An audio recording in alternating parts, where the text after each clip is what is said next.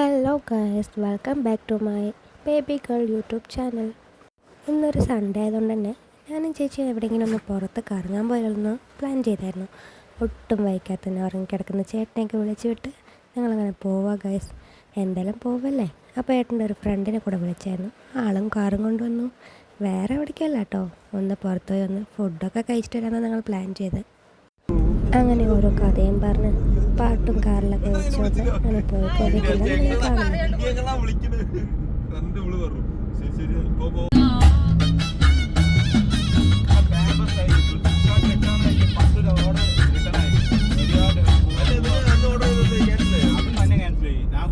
അങ്ങനെ ഞങ്ങൾ അവിടെ എത്തിയിട്ടോ ഗേൾസ്. വേറെ എവിടെയല്ല, പാലക്കാട് ഫർസിയിലേക്കാണ് വന്ന് ഒരു മന്തിയൊക്കെ കഴിച്ച് പോകാമെന്ന് വിചാരിച്ചിട്ടാണ് വന്ന്.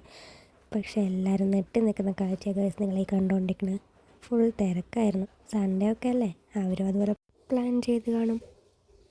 പിന്നെ എന്തായാലും ഇതുവരെ വന്നതല്ലേ, തിരിച്ചു പോകാൻ പറ്റത്തില്ലല്ലോ.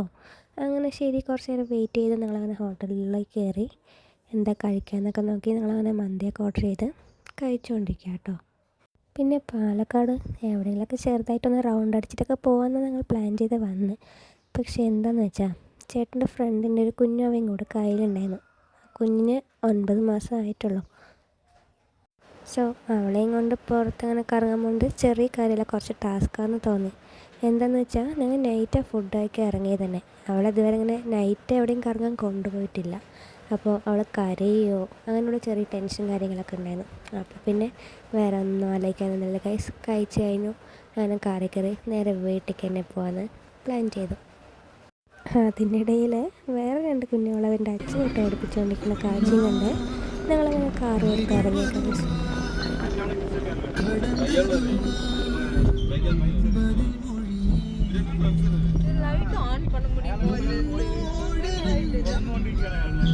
അങ്ങനെ ഞങ്ങളുടെ കറക്കമൊക്കെ കഴിഞ്ഞ് ഞങ്ങൾ വീടെത്തിയിരിക്കുക ഗൈസ്.